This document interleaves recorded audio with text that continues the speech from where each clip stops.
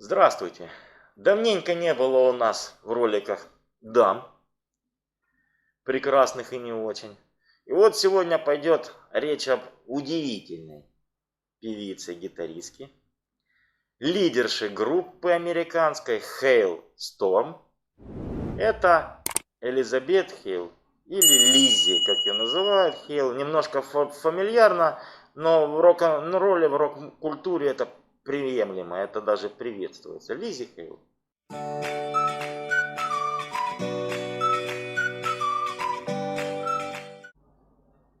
Очень талантливая исполнительница.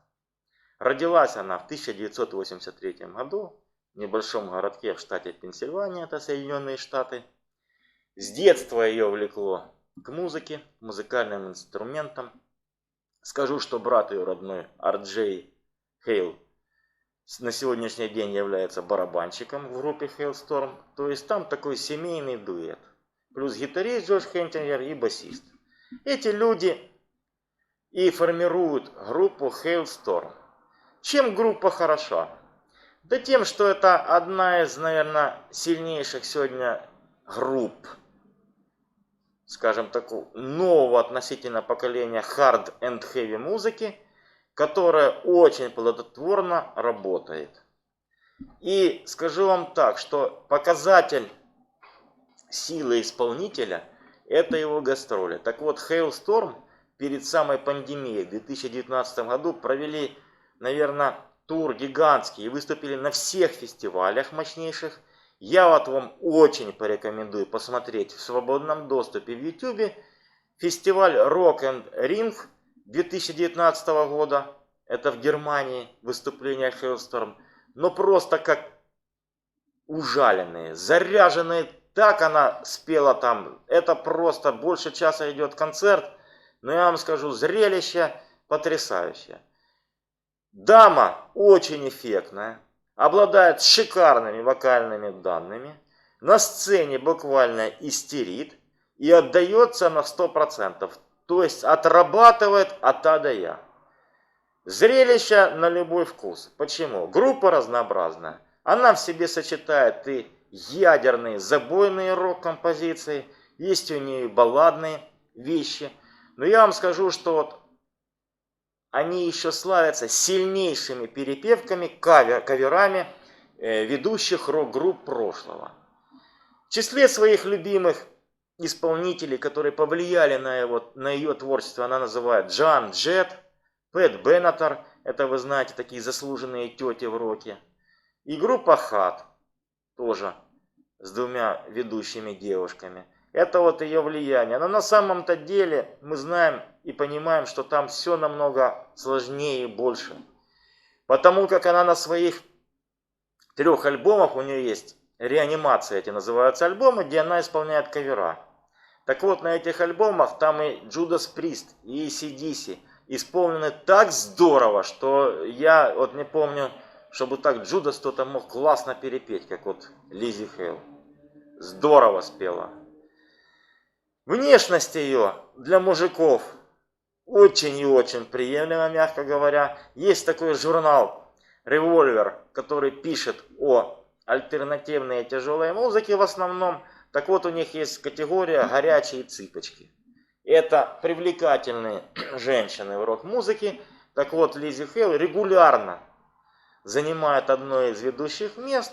И я думаю, вы сами в этом убедитесь, за что. Первый раз я ее увидел, наверное, в 2009 году, если память не изменяет, как раз когда вышел их дебютный альбом. Ее пропагандировали яростно посредством клипов. И вот тогда она была совсем юна, нежна, такая прямо вся. Но уже было видно, там, знаете, вот такой характер цельный, как берет девчушка такая худенькая гитару и начинает наяривать, она просто преображается. Просто преображается. Слава ее тоже коснулась. Она вскользь упоминает о том, что есть большая разница между теми моментами, когда она была начинающей рок-исполнительницей, и сейчас, когда она уже, в общем-то, на ведущих позициях. Она говорит о том, что все ей в жизни стало намного доступнее. и очень просто стало оступиться. Поэтому это опять же подтверждает тезис, что у каждого события, каждой жизни есть две стороны. Она прозрачно намекнула на то, что у нее тоже возникали проблемы и с алкоголем, и с наркотиками, и с личной жизнью. Благодаря тому, что все доступно. Когда ты богатый, знаменит, тебе все несут, грубо говоря. Но вот эти все моменты, с другой стороны, влияют на твою психику очень отрицательно. Отсюда и депрессии, отсюда и большой суицид у рок-музыкантов. Она вот вспоминала, например, в недавнем интервью смерти.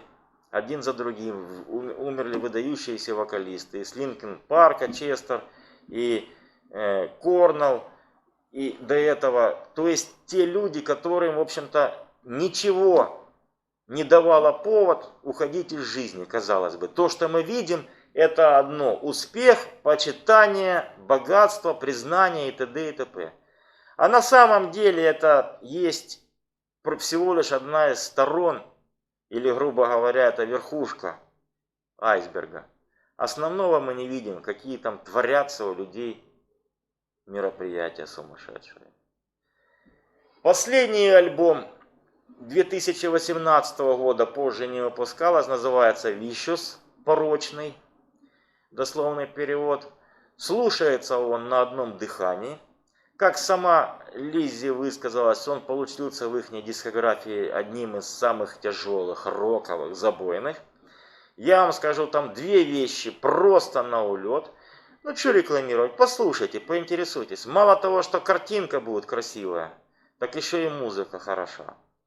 Сейчас группа находится, как и многие артисты и исполнители, в творческом отпуске в связи с пандемией, но работают в студии.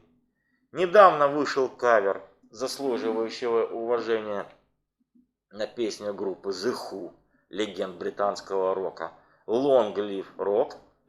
То есть это говорит о том, что группа перелопачивает и наследие прошлого, не боится брать за разнообразнейших исполнителей. Например, у нее есть перепевки даже Леди Гаги, чтобы вы понимали. Это тоже надо иметь немалое мужество. Почему? Потому что Леди Гага, несмотря на то, что считается попсовая исполнительница, она выдает ого-го. Там, если послушать, это тоже далеко не попса. Поэтому определенные риски есть.